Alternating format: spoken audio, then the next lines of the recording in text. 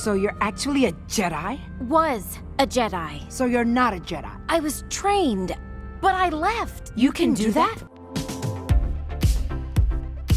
Clone Wars 8 wraps up one Ahsoka storyline and sets up the endgame for the series, and I can't believe there are only 4 episodes left, right? I'm going to explain all of the Easter eggs and references and give you a rundown of how Darth Maul got from here to here. Make sure there are no more delays. First, let's talk about that sequence with Rafa scamming spice from these workers at a loading dock. The species of the workers are called Toongs from planet Tun. You might remember one of these guys, Ben Quadraneros, as the pod racer who couldn't get started in the Phantom Menace. The symbol on their helmets is a modified version of the Pike insignia. Now, I'm not sure why it looks different. Their manager is a Trandoshan, like Bosk the bounty hunter, and these idiots who came from Mando.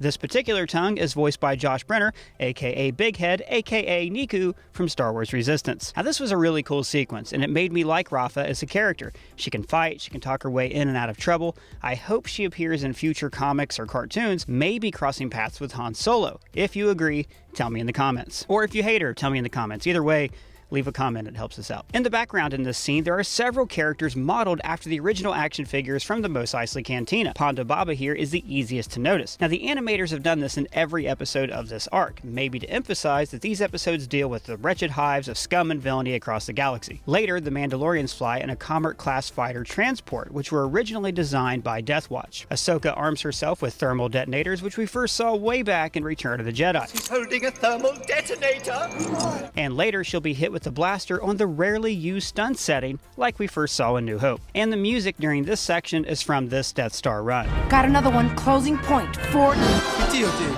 On this screen, there's all this weird writing. Now, ordinarily in these videos, we translate the Arabesh letters to tell you all sorts of inside jokes. But this is not Arabesh. It's Huttese, the language of the Hutts. Appropriate since the Hutts and Pikes are gangsters. The Hutts are gangsters. Yeah, I said that. So maybe since they're all criminals, the Pikes work off Hutt computer systems. These words say, last signal, trace protocol initiated, decryption in progress. Standby tracing signal origin. Standby system of origin detected, signal origin lock. Source of transmission is your mom. He said it! He said it! I'm just kidding. It's coming from the Mandalore home system, just like Ahsoka said. So, let's talk about this group of Mandalorians and what Darth Maul is up to. Because, unless you read the Darth Maul Son of Dathomir comic, this could get confusing. This is Ursa Wren, mother of Sabine Wren from Star Wars Rebels, and her leader, Bo-Katan.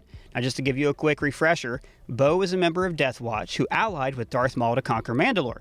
Now, Maul did this by consolidating lots of crime syndicates, including the Pikes, into one organization called the Shadow Collective. But you know Darth Maul, Sith's got a Sith, he betrays Death Watch's leader, and he takes over the group and the whole planet of Mandalore for himself. Then he installs a puppet prime minister named Almec, while Bo leads a sprinter group called the Night Owls to fight against Maul in a Mandalorian civil war. That's why her helmet is painted to look like an owl. It would be a nice touch if Ahsoka became an honorary member of this group because she has a kind of force spirit animal who's an owl. That's also why she says, Death Watch is gone. And you'll notice they no longer wear the Death Watch insignia. Now, this is also interesting because it helps us place a flashback in The Mandalorian. The soldiers who rescued Din Djarin had the Death Watch insignia, meaning that that event occurred before Maul conquered Mandalore. After he consolidated control of Mandalore, Maul was captured and imprisoned by Darth Sidious.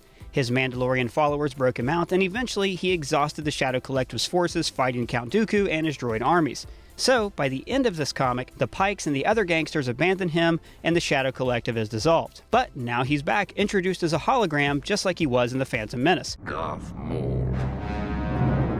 Oh, and this shot of a Mandalorian tracking a ship is probably an homage to this moment in Empire.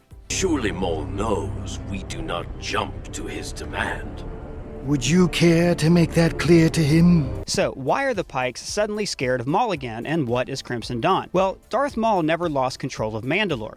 Almec has been running it for him this entire time. After the events of the comic book, he returned to his home planet Dathomir and formed a new crime syndicate called Crimson Dawn. You remember, they were the bad guys in Solo, and Darth Maul appeared at the end. I can't believe there's only 4 episodes of this show left. I mean, I'm a little annoyed that this is the last season, and some of these stories have already been told in the animatics or novels. So if you're not familiar, when Disney bought Lucasfilm, they'd planned out tons of new Clone Wars episodes that Disney promptly scrapped. These episodes were turned into comics and novels, and now finally adapted into the Clone Wars series. I would have loved to have seen all this other material from the novels and comics make it into this season and make the season twice as long. Do you agree? Let me know in the comments below. And personally, I would love to see the further adventures of Darth Maul and young Han Solo in a Disney Plus series.